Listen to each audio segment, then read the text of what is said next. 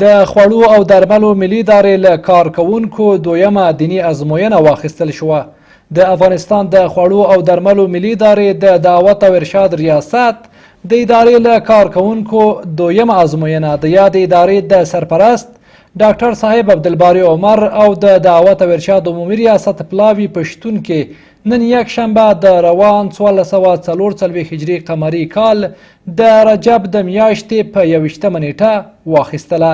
د دغې ازموینې په پیل کې د خوړو او درملو ملي ادارې سرپرست له کارکوونکو وغوښتل چې خپل ځانونه په نبوي سیرت او صورت برابر کړي او زیاته یې کړه چې له خپلې دیني زده کړې نه په ورځنیو چارو کې عملي ګټه پورته کړي. ځینې خلک زده کړه کوي د معلوماتو په خاطر، نه هغه د عملي زندګي لپاره زده کړه. صحابه کرامو رضی الله عنهم بس کله یو شی د نبي علیه السلام نه زده کول او یا به هم د قرآن کریم ځینې آیتونه چې په نبي علیه السلام نازلېدل هغه به زده کول فورا به په خپل ژوند کې عملي کول. یعنې زده کړه د زده کړې سره مهم شی عمل ده. عمل ډېر زیات مهم ده. راځئ چې خپل سیرت او خپل صورت د پاک نبی صلی الله علیه وسلم په طریقه باندې برابر کړو. پر همدې مهال د خوړو او درملو ملي ادارې د دعوت او ارشاد رئیس مولوي عبدالبصیر قاني وایي چې د ادارې ټولو کارکوونکو په پوره مینه او علاقه هر ورځ خپلو درسونو ته حاضریږي.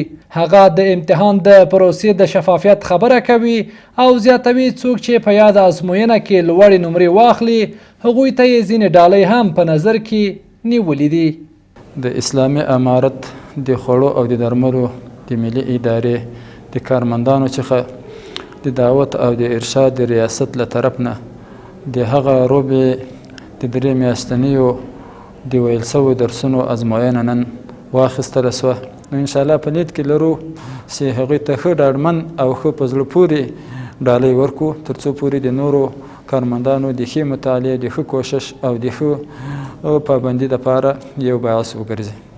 په ورته وخت کې د خوړو او درملو ملي ادارې کارکوونکي د دعوت او ارشاد ریاست د دیني درسونو او احکاماتو د تدریس لړۍ څخه خوښي څرګندوي او دا د دینی معلوماتو د زیاتوالي لپاره یو ښه فرصت بولي. برنامه آموزشی که توسط ریاست ارشاد و اوقاف اداره ملی غذا و دوا افغانستان برگزار شده بود یکی از برنامه‌های خیلی مؤثر، مفید و در این حال آموزنده بود که ما در جریان هم چند وقت توانستیم که درس‌های آموزنده را از جناب مولوی صاحب آموزیم.